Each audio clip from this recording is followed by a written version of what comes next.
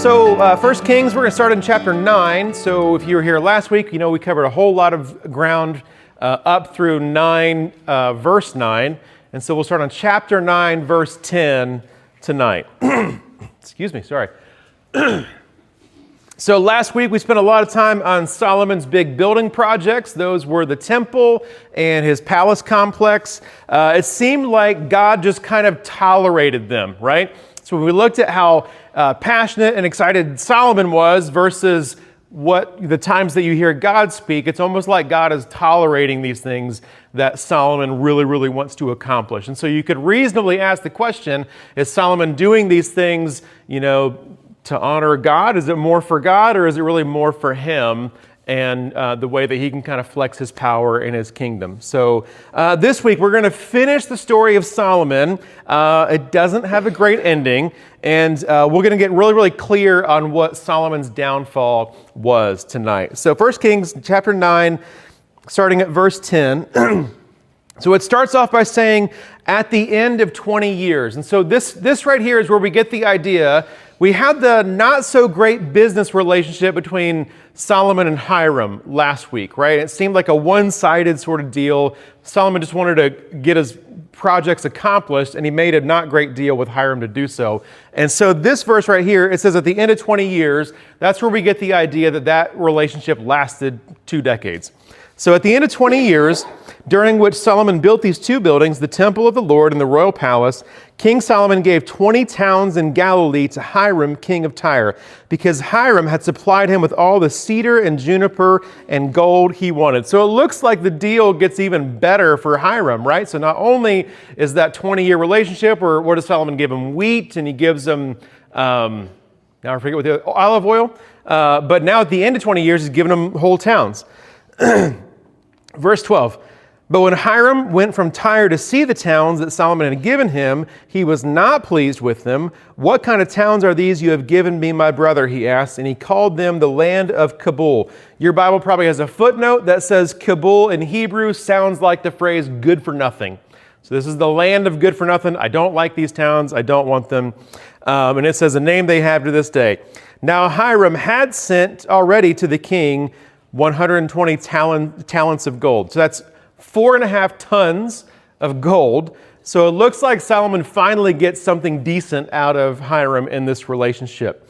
And so what we're kind of piecing together, there's a few things going back and forth, right? There's the cedar logs and things like that, but there's also the olive oil and the wheat going back. Then there's towns, then there's gold. We're trying to piece together what this business relationship was. But here at the end, it seems like Solomon might be settling a debt with really a second-rate property here. So it's good-for-nothing towns. And so maybe this seems shrewd of Solomon to do. Maybe he actually is using a little bit of wisdom to maybe broker a better deal for himself. But here's the big problem. Think of this now theologically, not business-like. Think of this theologically. The towns, the cities in Galilee would have been part of the promised land that was promised to Israel by God. And so now Solomon is kind of building up his own treasures, and he's treating promised land as if it's just his own assets to negotiate in deals, right? So again, think of it theologically, not business-like. He's probably not supposed to be doing this. These were gifts from God, and they were intended for God's people to live in. And Solomon's like, here, I have these good-for-nothing towns. Verse 15. Here's the account of the forced labor King Solomon conscripted to build the Lord's temple, his own palace, the terraces, the wall of Jerusalem, and Hazar, Megiddo, and Gezer. So Hazar, Megiddo, and Gezer would have been towns that had strategic locations. So if you think for commercial interests or military interests, things like that. And then you have this kind of parenthetical detail about Gezer in particular. So if you'll notice, your Bible probably has the next verse like in parentheses. So this is one of those places where I can get lost a little bit in Bible reading if I'm not careful. Because you start talking about forced labor in verse 15. That is important to talk about, and we'll come back to it. But you take this bunny trail to talk about Gezer, and so by the time you end the bunny trail, you kind of forget, oh, this whole thing is actually about forced labor. So I just say that to you all. Keep forced labor in your mind as we go on this little bunny trail. Verse 16, Pharaoh, king of Egypt, had attacked and captured Gezer. He had set it on fire, killed its Canaanite inhabitants, and then gave it as a wedding gift to his daughter, Solomon's wife. And Solomon then rebuilt Gezer. So, interesting story about Gezer. Most people believe that Solomon's wife is the daughter of a pharaoh named Siaman. And so you see here, what he does is he torches the city, kills everybody in it, like reduces it to a pile of ashes, and then he gives it as a dowry for his daughter. And she's like, oh, great, now I have an ash heap for a wedding gift, right? So anyway, that's how the alliance kind of starts with Solomon in Egypt. He marries Pharaoh's wife. However, by the time of Solomon's son, Rehoboam, it's obvious that alliance is gone. So you don't have a story where he kind of tears up the treaty necessarily, but you can tell that it's gone because when a rival rises up, his name is Jeroboam, the Pharaoh actually backs Jeroboam. So apparently the alliance with Solomon's family is over because he's backing somebody else. And so it appears Egypt is no longer on the side of Solomon's family. So kind of keep that in your head. What's interesting, I'm going to keep going. Later, there's a Pharaoh named Shishak, who, and we'll see his name come up later in the story. Among his many conquests, he sacks Gezer yet again. And so he sacks the city that Solomon had rebuilt. And people think that he may have kind of done it on purpose. So the evidence that we have of this is that there's this inscription. There's an ancient temple in Egypt, and you have these drawings and this inscription on it. Now, in the middle, the big figure that you can see is supposed to be Pharaoh Shishak. And then all the smaller figures, I'll zoom in on them, are kind of like towns that he has conquered. And so if you go back, there's like 150 towns that he has conquered, and they're all represented by these little figures here. And here's what they really look like. So it's kind of, it's a person who's kind of bound, his arms are bound behind him, and then the shield-looking thing is an identification of what town it was. And so one more time, if you kind of go back to the big image, here's Pharaoh Shishak, all these towns by name that he has conquered, and they're kind of trailing behind him. And so I'm not sure exactly which one it is because I can't read hieroglyphics, but the town of Gezer is one of those towns that's in this inscription. And so we're kind of piecing all this together, but what we think has happened is Solomon had an alliance with Egypt and with Pharaoh Siaman, and Solomon dies. Rehoboam does not maintain this alliance, and a new Pharaoh Shishak backs Rehoboam's rival. Not only that, he sacks Gezer, the town that was a wedding gift, the town that Solomon had rebuilt, possibly to send a message to Solomon's family, here's who's really in charge in this area, right? So Solomon had rebuilt a town. It was a gift from the previous Pharaoh. The new Pharaoh doesn't continue the alliance. He sacks the town again just to say, hey, I can do what I want in this area, right? So does that kind of make sense? So that's kind of backstory about Gezer. Kind of interesting there. So don't forget, though, this whole thing is a bunny trail. We're really talking about forced labor. So if you look back at verse 15, it's all about Solomon's forced labor. So now we've gotten to verse 18. So really, with that forced labor, it says he built up Lower Beth Horon, Baaloth, Tadmor in the desert within his land, and as well as all his store cities and the towns for his chariots and for his horses. Whatever he desired to build in Jerusalem, in Lebanon, and throughout all the territory he ruled. So knowing all that he does, it should surprise no one when a few pages later in chapter 12, you do have that rival.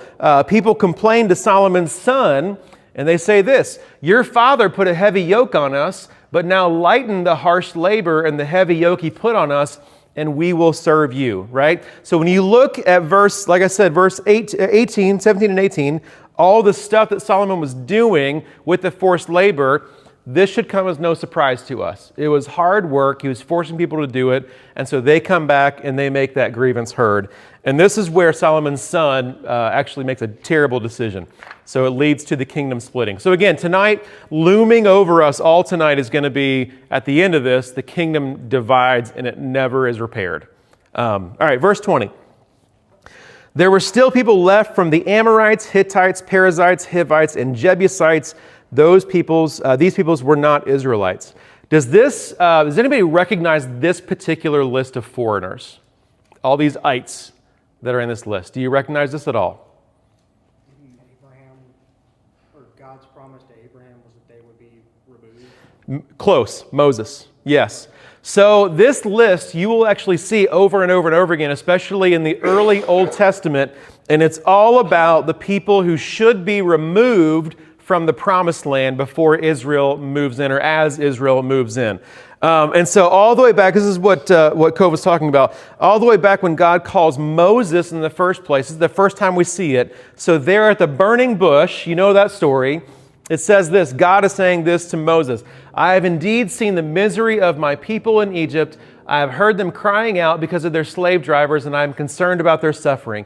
So I have come down to rescue them from the hand of the Egyptians and to bring them up out of that land into a good and spacious land, a land flowing with milk and honey, the home of the Canaanites, Hittites, Amorites, Perizzites, Hivites, and Jebusites.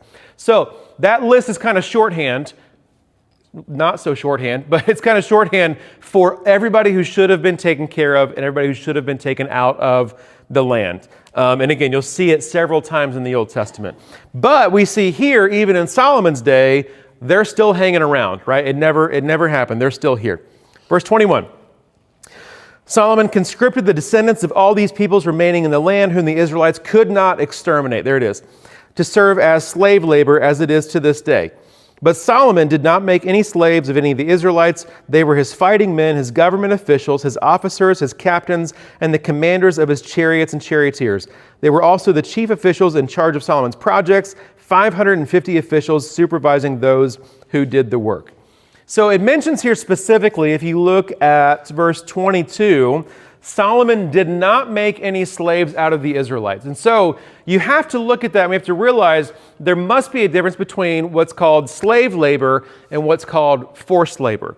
Because he doesn't make slaves out of the Israelites, but he forces them to do enough work, again, that Jeroboam comes and complains about all the labor that they're being forced to do.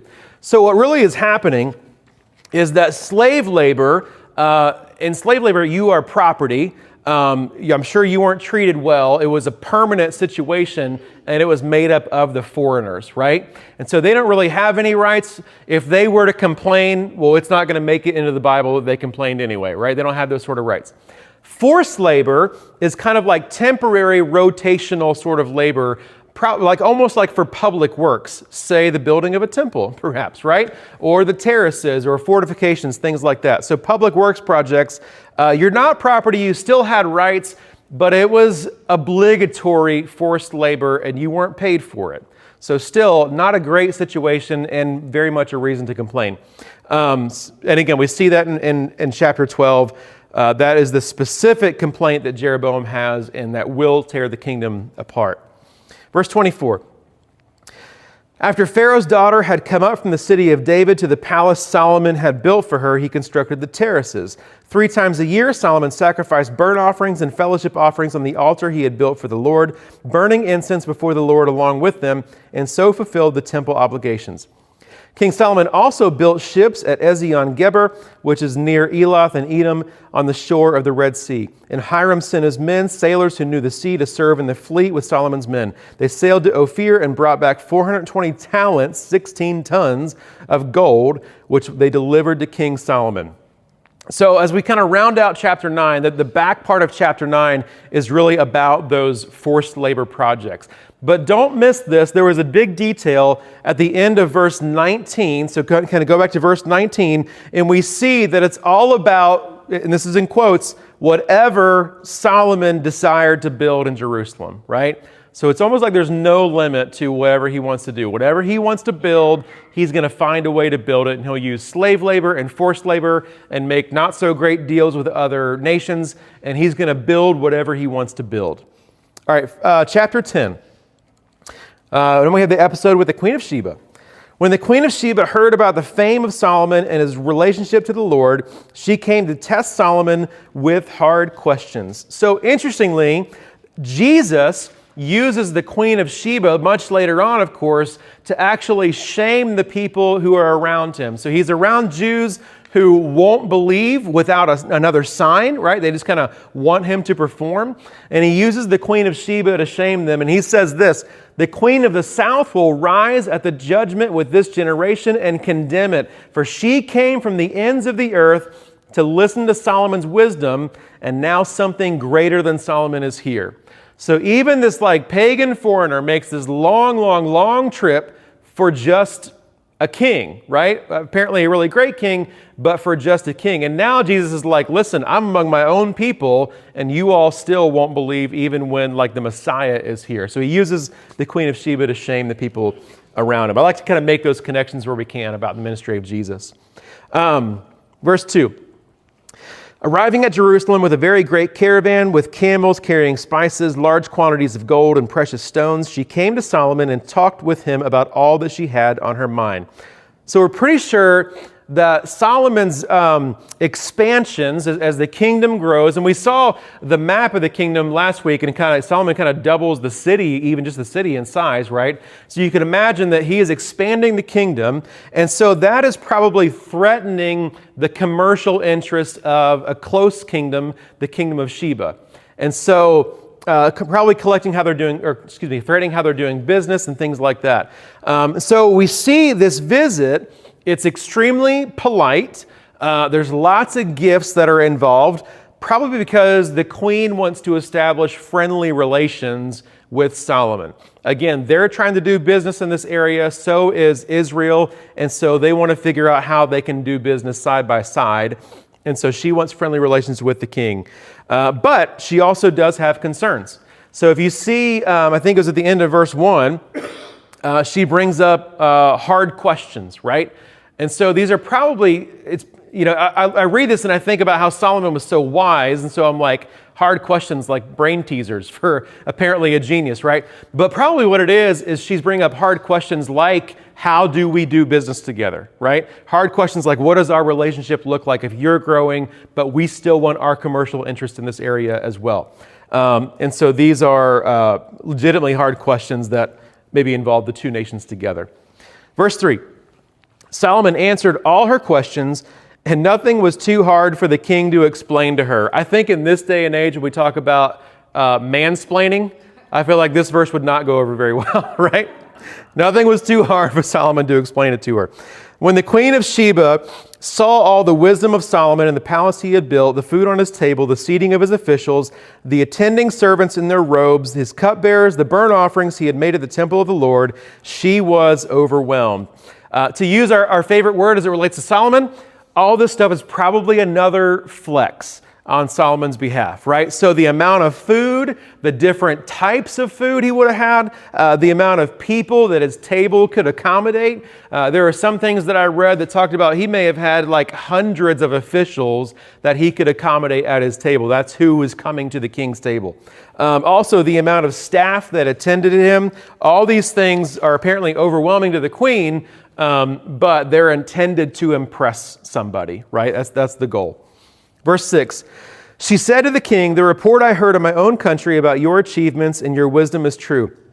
But I did not believe these things until I came and saw them with my own eyes. Indeed, not even half was told me.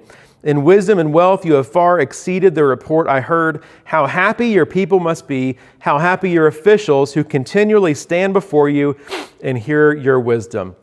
So you may have had an experience like this. I used to work for somebody who really was able to put on a great show when the right person came in town. And so the rest of the staff knew that we were kind of holding things together, right? But this person was able to make themselves look really good if the right person was coming around. And so I just kind of wonder, is this how Solomon's attendants are feeling right now? Because the queen's like, how happy your officials who continue to stand and before you and hear your wisdom, right? Are they just kind of gritting their teeth in the background, right? So you just never know. I mentioned before in the early version that the Fairview staff has no idea what this is like to have a boss who puts it on for people, right? That's true. There was a delayed response this morning, and Josh is much more on it now, so that's good. Yeah. You coached him. Yeah, he's already seen this, so he needs to know. Verse 9, praise be to the Lord your God who has delighted in you and placed you on the throne of Israel. Because of the Lord's eternal love for Israel, he has made you king to maintain justice and righteousness.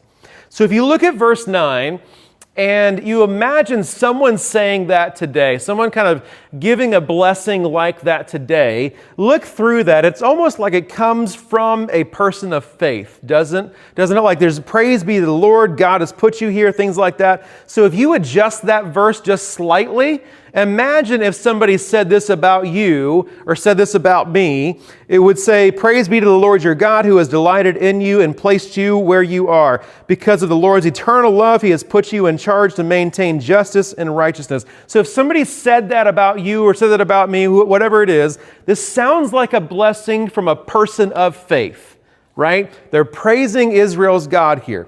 But remember, they didn't look at other gods nearly like we do.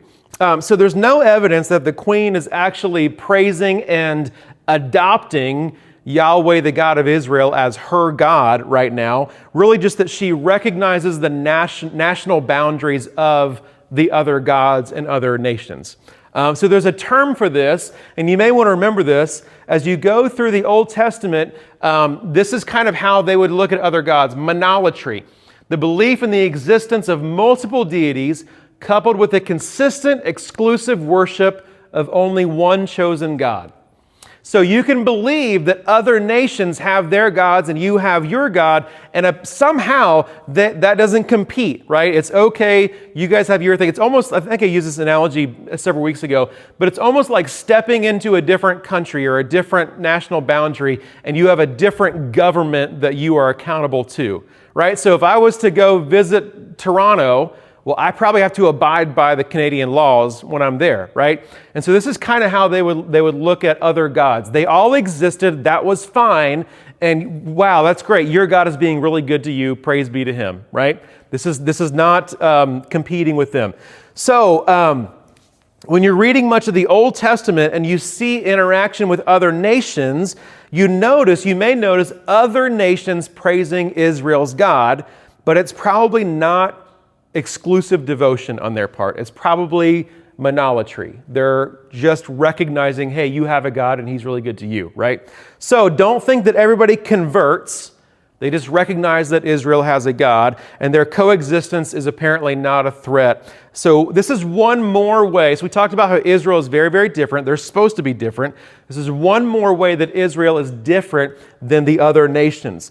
Devotion to Yahweh was new, because it was monotheistic, belief that not only are they going to worship one God, there's only one God that exists, period, right? Which is different, of course, than monolatry. This is hard for us to imagine because we are monotheistic, and even if you're not a Christian believer, our culture mainly recognizes the idea of monotheism as they think of different religions, right? Only one can be true, right? And so this is different than the way that we look at things. Verse 10. She gave the king 120 talents, that's 4.5 tons of gold, large quantities of spices and precious stones. Never again were so many spices brought in as those the queen of Sheba gave to King Solomon. So 4.5 tons of gold is certainly quite the amount. So this may have been less of a gift and more of a tribute payment for Solomon. So the idea might be that the Queen of Sheba realizes that they may be a smaller and a weaker nation, and so they offer to pay tribute to Solomon so he allows them to continue their trade routes or whatever that they need from him. So that might be their tribute payment. Also, it mentioned spices. Spices were really, really valuable back then. One commentator that I read said, kind of on par with things like gold and silver, spices were very, very valuable. And so we don't know exactly where the kingdom of Sheba was. It's kind of like a lost location to us. But we think it was probably located along some trade routes that would have been carrying spices from far eastern places like that. So she would have had access to them. Verse 11. Hiram's ships brought gold from Ophir, and from there they brought great cargoes of it's hard for me to say, almug wood. I want to say algum. Almug wood and precious stones. The king used the almug wood to make supports for the temple of the Lord and for the royal palace and make harps and lyres for the musicians. So much almug wood has never been imported or seen since that day.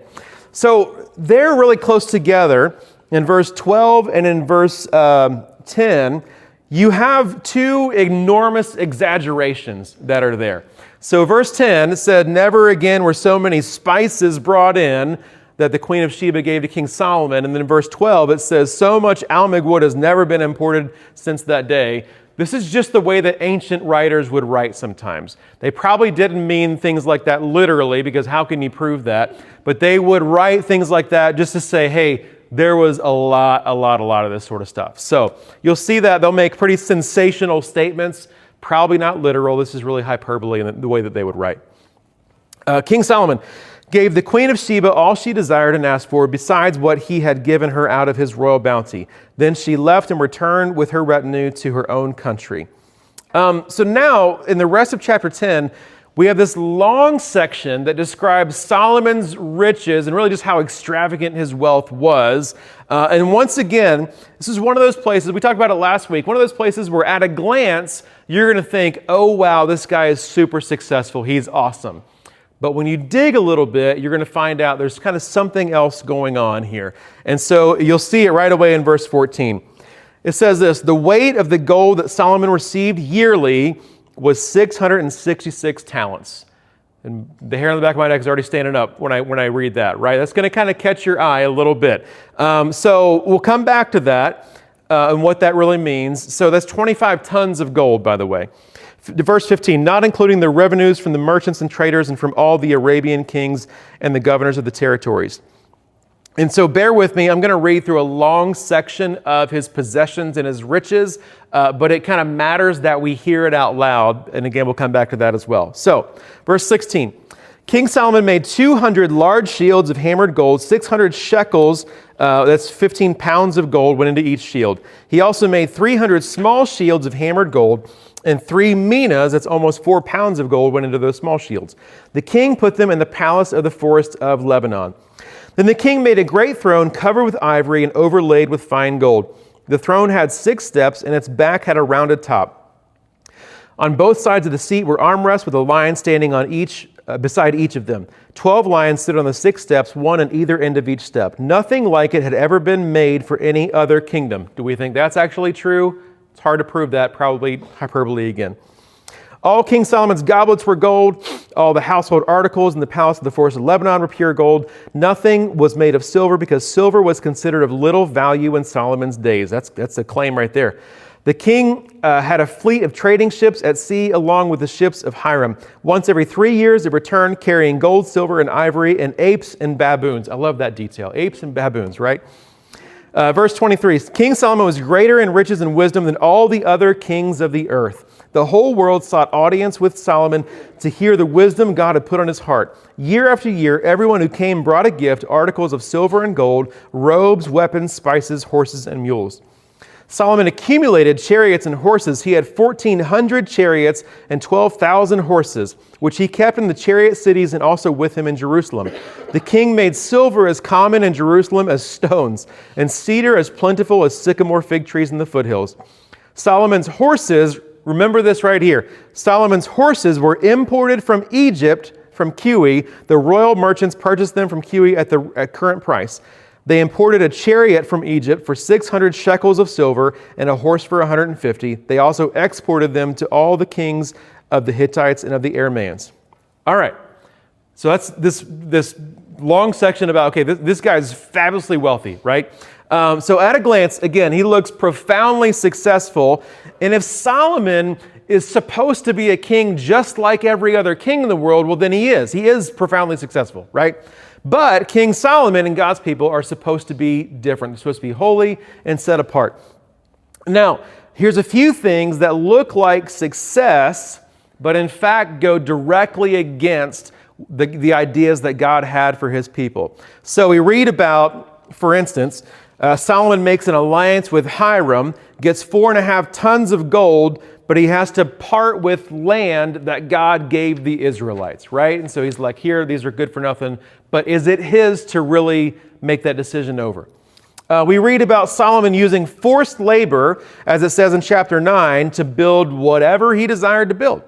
We read about how there are still foreigners in the land who shouldn't be there, and Solomon compromises. He keeps them there just to have some slave labor.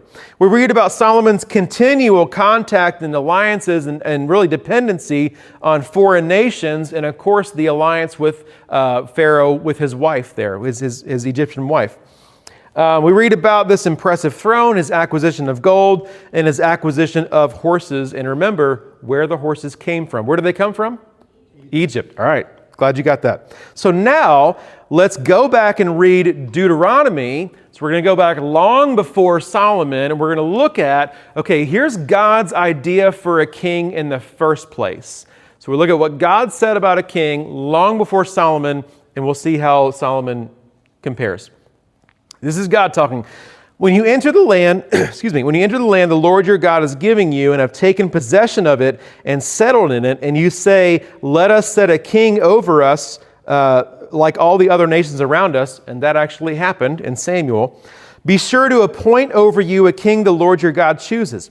He must be from among your fellow Israelites. Do not place a foreigner over you who is not an Israelite. The king, moreover, must not acquire great numbers of horses for himself.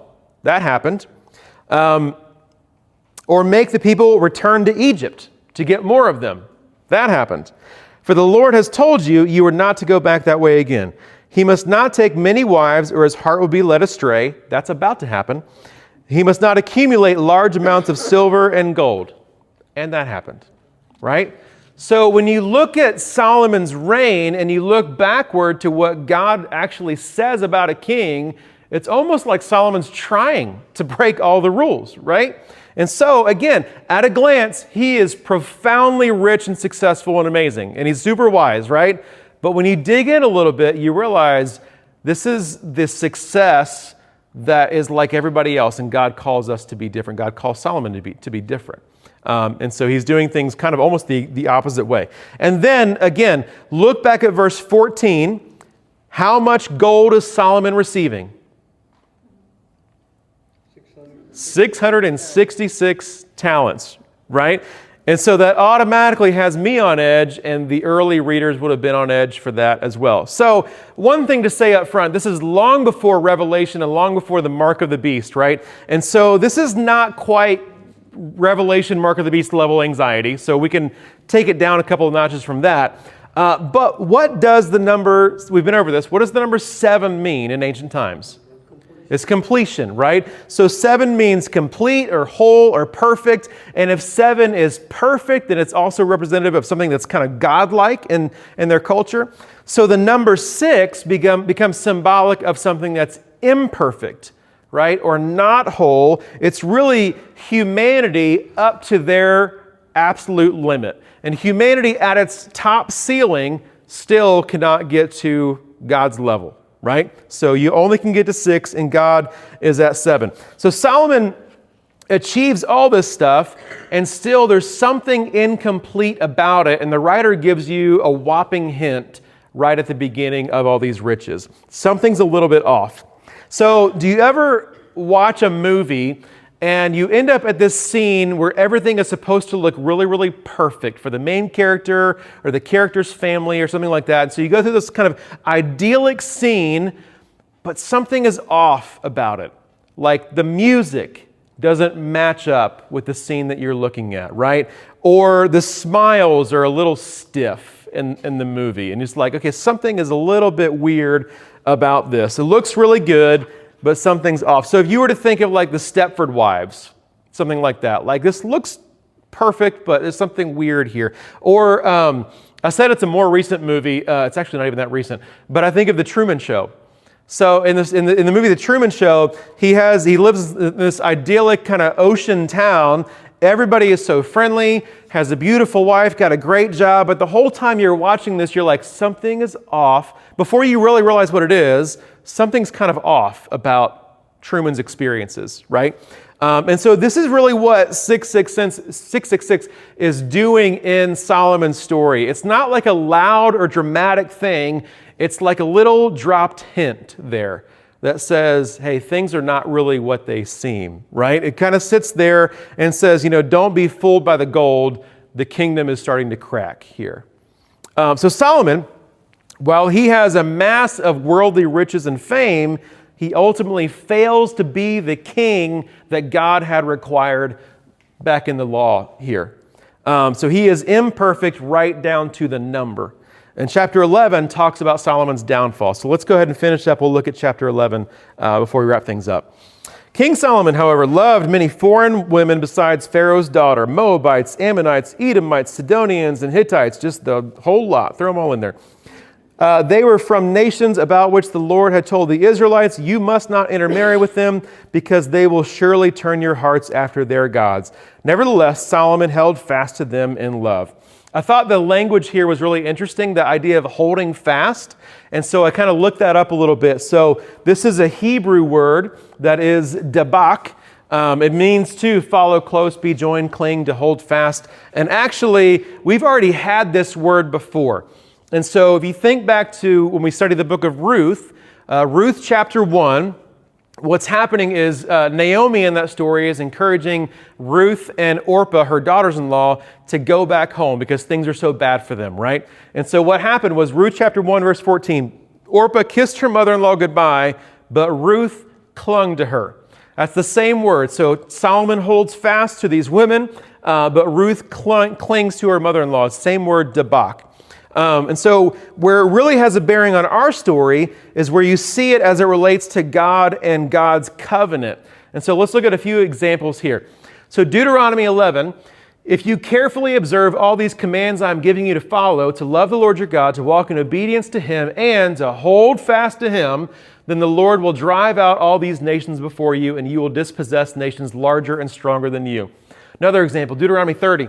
This day I call the heavens and the earth as witnesses against you that I have set before you life and death, blessings and curses. Now choose life so that you and your children may live and that you may love the Lord your God, listen to his voice, and hold fast to him. One more time.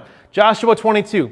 Be careful to keep the commandment of the law that Moses, the servant of the Lord, gave you, to love the Lord your God, to walk in obedience to him, to keep his commands, and hold fast to him, and to serve him with all your heart and with all your soul. So you look back again in early history, you see all these commands to really hold fast, to cling to God, right? And you see in the story of Ruth, you have a foreigner, Ruth, who clings to one of God's people, to Naomi. Now you have the opposite of that. You have one of God's people, the king no less, who clings to his foreign wives. He holds fast to his foreign wives. So just kind of that back and forth, that contrast between what God had intended and even the same language to describe how Solomon is going the wrong direction. Verse 3, he had 700 wives of royal birth and 300 concubines. Imagine that. And his wives led him astray. As Solomon grew old, his wives turned his heart after other gods, and his heart was not fully devoted to the Lord his God as the heart of David his father had been. He followed Ashtoreth, the goddess of the Sidonians, and Moloch, the detestable god of the Ammonites. So Solomon did evil in the eyes of the Lord. He did not follow the Lord completely, as David his father had done. On a hill east of Jerusalem, Solomon built a high place for Chemosh, the detestable god of Moab, and for Moloch, the detestable god of the Ammonites. He did the same for all his foreign wives who burned incense and offered sacrifices to their gods. So remember, we talked about the temple, and the temple was supposed to replace all the high places of worship. So the high places were where they would worship Yahweh, their God, before the temple was built. So the temple is there, get rid of the high places, we're going to worship here instead. And so now Solomon, who built the temple, is building up the high places again for pagan gods. That's how wrong this has gone. The Lord became angry with Solomon because his heart had been turned away from the Lord, the God of Israel, who had appeared to him not once, but twice. Although he had forbidden Solomon to follow other gods, Solomon did not keep the Lord's command. So the Lord said to Solomon, since this is your attitude and you have not kept my covenant and my decrees, which I commanded you, I will most certainly tear the kingdom away from you and give it to one of your subordinates. So this is the first time we see a non-family member. So you know this, the reign through a king should pass through his family, right? And we'll see it go to Solomon's son. But now we have a subordinate of Solomon who's going to inherit the other part of the kingdom. So it's going to go outside his family. And this, again, is the rise of Jeroboam. Jeroboam is the mouthpiece of those laborers who are having a hard time. And so he ends up being their choice for king of the other half of the kingdom. Verse 12. Nevertheless, for the sake of David your father, I will not do it during your lifetime. I will tear it out of the hand of your son, yet I will not tear the whole kingdom from him, but will give him one tribe for the sake of David my servant, and for the sake of Jerusalem, which I have chosen. So, what you see here is that the kingdom is going to split now. And so after Solomon is gone, what we're going to end up with is a northern kingdom that retains the name of Israel. So this is where the Old Testament reading can get a little bit confusing, because before the split, Israel is everything. After the split, Israel is the northern half that splits off.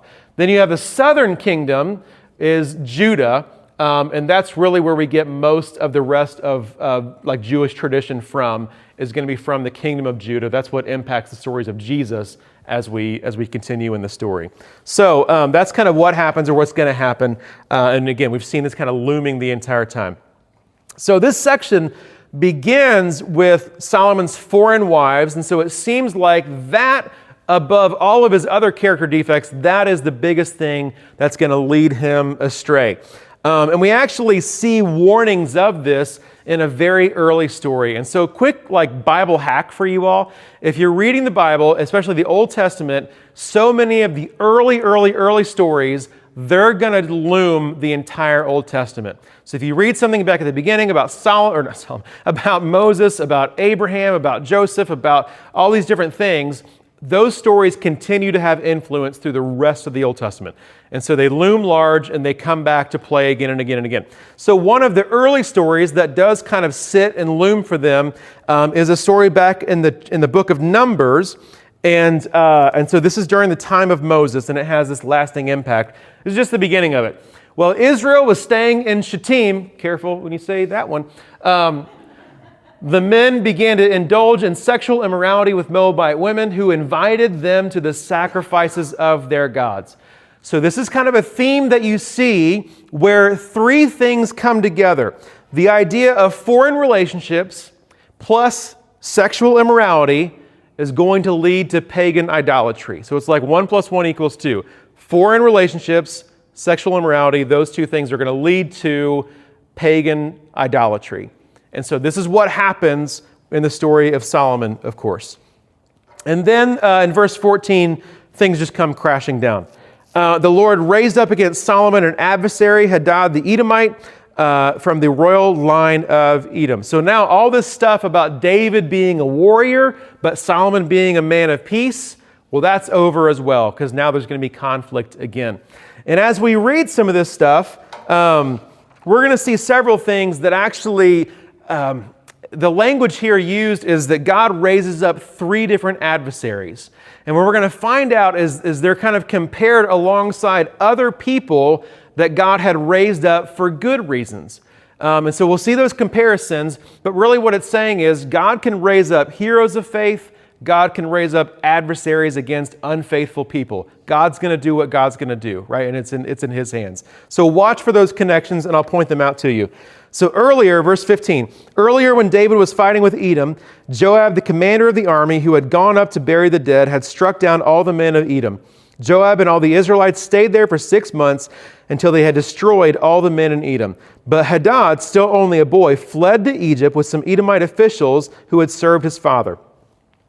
They set out from Midian and went to Paran. Then taking people from Paran with them, they went to Egypt, to Pharaoh, king of Egypt, who gave Hadad a house and land and provided him with food.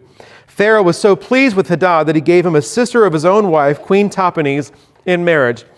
The sister of Tahpenes bore him a son, Genubath, whom Tahpenes brought up in the royal palace. Then Genubath lived with Pharaoh's own children. While he was in Egypt, Hadad heard that David rested with his ancestors and that Joab, the commander of the army, was also dead. Then Hadad said to Pharaoh, "Let me go, that I may return to my own country." "What have you lacked here that you want to go back to your own country?" Pharaoh asked. "Nothing," Hadad replied, "but do let me go." So if we were going to find somebody who sounds a lot like this character, somebody that God would have raised up in a good way Do you see any connections in this story with somebody that we've already seen God raise up before? Yes, Moses. All right, so here's my hints for you. You have a boy who escapes certain death, and he finds refuge in the house of an Egyptian pharaoh, right? And then the son is actually, not the boy himself, but the son that he has is raised up by the Egyptian queen herself, just like Moses. And then the quick story culminates into the main character asking Pharaoh to what? To let him go, right? So you have these parallels with Moses, basically saying God can raise up Moses, God can raise up Hadad as an adversary, should he choose to do so. Verse 23. God raised up against Solomon another adversary, Rezin, son of Eliada, who had fled from his master Hadadezer, king of Zobah. When David destroyed Zobah's army, Rezin gathered a band of men around him and became their leader. They went to Damascus, where they settled and took control. Rezin was Israel's adversary as long as Solomon lived, adding to the trouble caused by Hadad. So Rezin ruled in Aram and was hostile towards Israel. So this one's a bit harder to see, but the story has allusions to David. So what happens is Rezin flees his master, just like David had fled from Saul. Rezin travels around with a band of marauders, just like David had done at one point. Rezin sets up his capital in Damascus, probably about the same time that David was conquering and setting up Jerusalem as his capital. So again, you have this little story of Solomon's adversary, but God is in charge the whole time. God's going to raise this person up, even though it's like kind of an enemy of God's people, but God's people are being unfaithful. So that's why God's in charge. He's going to do what he's going to do. Also, one more person God raises up. Also, Jeroboam, son of Nebat, rebelled against the king. He was one of Solomon's officials, an Ephraimite from Zeradah. His mother was also a widow from Zeruah. So, just like David, just like Rezin, we have another character rebelling against their king, only in this case, the king is Solomon himself, right? So as we read through, you're going to see there's similarities between Jeroboam's story and David's story as well. So we have another parallel to King David. So here it is, verse 27. Here's the account of how Jeroboam rebelled against the king, just like David rebelled against his king. Solomon had built the terraces and had filled in the gap in the wall of the city of David, his father. Now Jeroboam was a man of standing. That same phrase is used about David. And when Solomon saw how well the young man did his work, he put him in charge of the whole labor force of the tribes of Joseph. So Solomon was impressed with Jeroboam. King Saul had been impressed with David. Jeroboam is young when he enters into service with Solomon. David is young when he enters into service with Saul. Verse 29. About that time, Jeroboam was going out of Jerusalem, and Ahijah, the prophet of Shiloh, met him on the way wearing a new cloak. So David's call also comes from a prophet of Shiloh. The two of them were alone out in the country, and Ahijah took hold of the new cloak he was wearing and tore it into 12 pieces. Then he said to Jeroboam, "Take 10 pieces for yourself, for this is what the Lord, the God of Israel, says. See, I'm going to tear the kingdom out of Solomon's hand and give you 10 tribes." So in the story of David, Saul is told that he will have the kingdom taken from him, and the visual is also a torn robe in that story as well. Verse 32. "For the sake of my servant David in the city of Jerusalem, which I have chosen out of all the tribes of Israel, he will have one tribe. I will do this because they have forsaken me and worshipped Ashtoreth, the goddess of the Sidonians, Chemosh, the god of the Moabites, and Moloch, the god of the Ammonites, and have not walked in obedience to me, nor done what is right in my eyes, nor kept my decrees and laws as David, Solomon's father, did." So in this story, the reason God is tearing the kingdom away from Solomon is unfaithfulness. Again, the same reason God tears it away from Saul back in David's story. Verse 34, "But I will not take the whole kingdom out of Solomon's hand. I have made him ruler all the days of his life for the sake of David my servant, whom I chose and who obeyed my commands and decrees. I will take the kingdom from his son's hands, and I will give you 10 tribes. I will give one tribe to his son, so that David my servant may always have a lamp before me in Jerusalem, the city where I chose to put my name." So This is how both of God's promises kind of continue to be upheld, right? So God has a promise to David that his dynasty is going to continue. There's always going to be a lamp in Jerusalem. But God also has a promise to Jeroboam to give him the larger half of the kingdom, right? And so you preserve the covenant with David on one hand, but also there is this threat of punishment should you abandon it on the other hand. And so both of these things are maintained in this little section of Kings. Verse 37. However, as for you, I will take you and you will rule over all your heart desires. You will be king over Israel. If you do whatever I command you and walk in obedience to me and do what is right in my eyes by obeying the decrees and my decrees and commands, as David my servant did, I will be with you. I will build you a dynasty as enduring as the one I built for David and give Israel to you. I will humble David's descendants because of this, but not forever. And so there the connection with David is just spelled out for us. It's obvious. 40, Solomon tried to kill Jeroboam, but Jeroboam fled to Egypt to Shishak the king and stayed there until Solomon's death. So Saul tried to kill David. He flees to the Philistines. Solomon tries to kill Jeroboam. He flees to Egypt. So again, you have these characters, these strong parallels between those that God has previously raised up for his purposes, and now you see these characters being raised up for purposes of God as well. So real quick, in that last section, so look back at how the kingdom is divided up. Does anybody notice a math issue? Mike notices.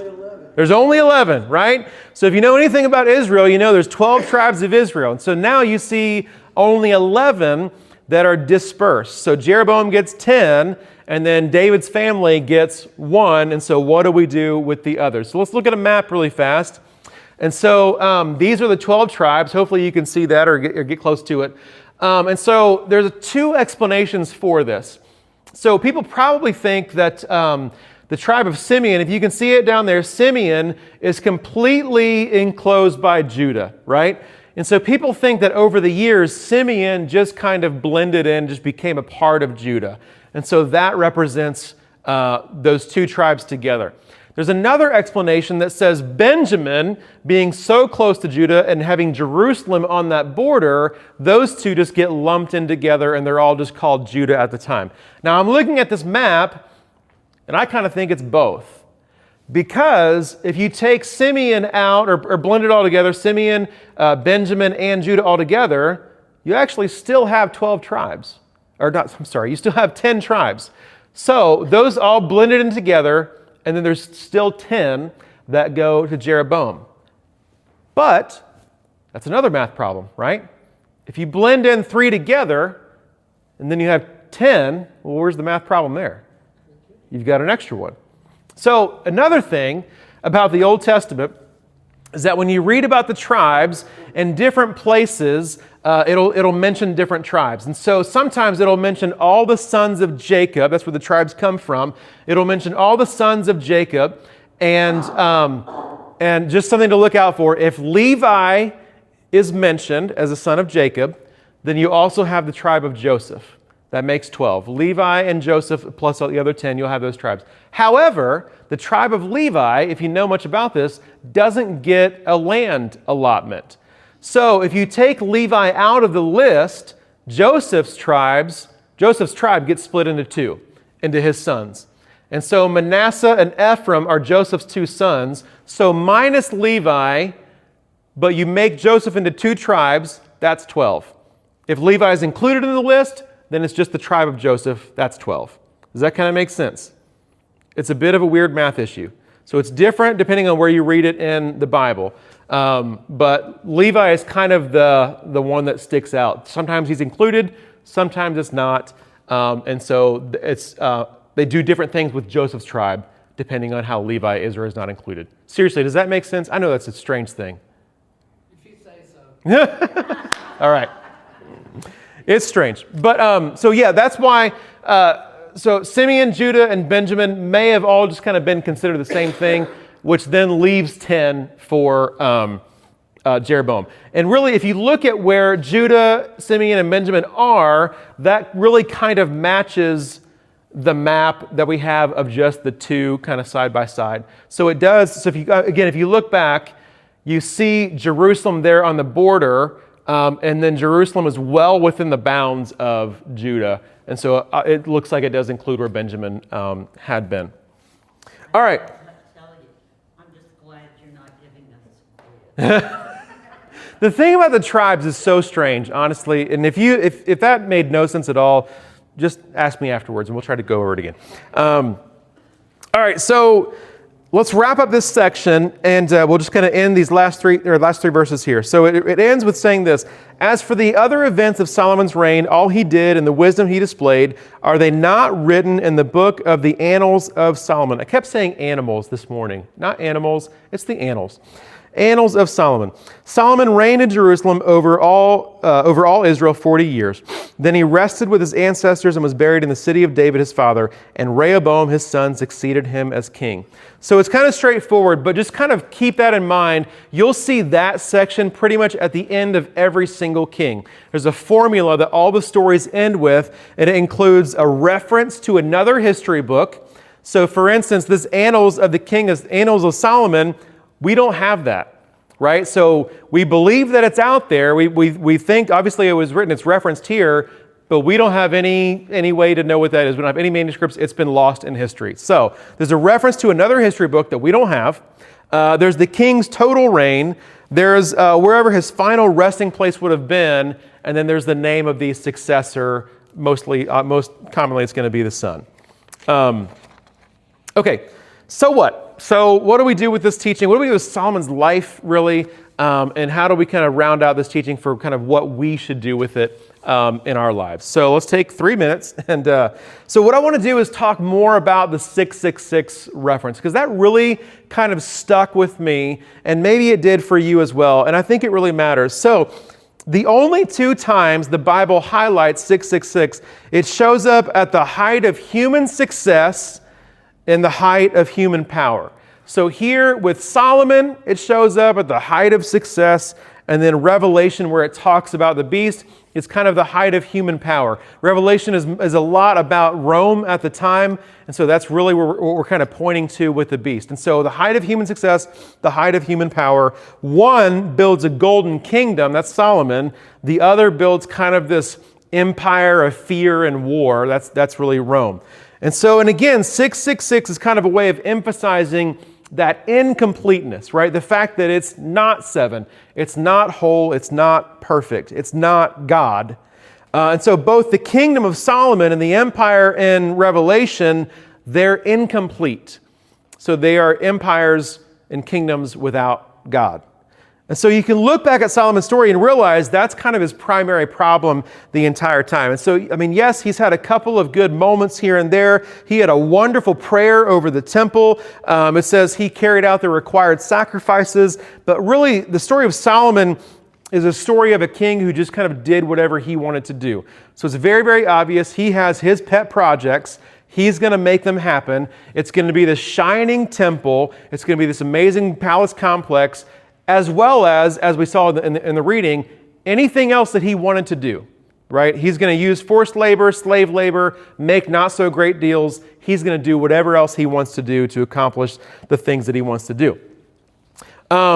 Aside from some of the stuff that looked good and looked good in public, he had pretty much left God out of it, right? So we see God pop in a few times, but it seems like he's really left God out of the things that he's doing. And so even at his height, all the riches, all the gold that he could muster is still this incomplete number. So 666 is what happens when we reach the top and God's not there. And so I think this is us when we leave God out of our lives as well. So there's going to be a ceiling. There's going to be a limit that we reach when we leave God out of it, when God's not there. And ultimately, what we're going to find out is ultimately that our devotion may go somewhere else if we're leaving God out of it. Because I think that humans are designed to hold fast to things. I think we are designed to find things to cling to, and if we're not holding on to God, we're going to be holding on to something else. So I think that's what we're designed to do. So for Solomon, it's foreign women, even if it compromises his devotion to Yahweh. So what might it be for you, right? That might not be your problem, but if we tried really hard, I think that we could figure this out. I think that there's probably something that comes to your mind where you said, if Jesus wasn't the most important thing in my life, I'd probably go after this instead. And so you kind of know what your like Achilles heel might be, right? And I think it's important for us to know that sort of stuff and to remain aware of that so that we can guard against that. So if Jesus wasn't the main thing in my life, I could see myself going this direction. Like I could see myself struggling with an addiction, or I could see myself struggling with being a workaholic and spending too many hours, whatever it is. And so those things are good to be aware of and to know if I'm not clinging to God, I might just find myself clinging and holding fast to that sort of stuff instead. So maybe it's, maybe it's work, a lifestyle, maybe it's somebody else's approval, maybe it's the mirror that we cling to. Maybe it's the hobby that started off as a hobby, but now has become a little bit overbearing and overwhelming, and it's demanding a whole lot of my time. And so we know what that might look like, right?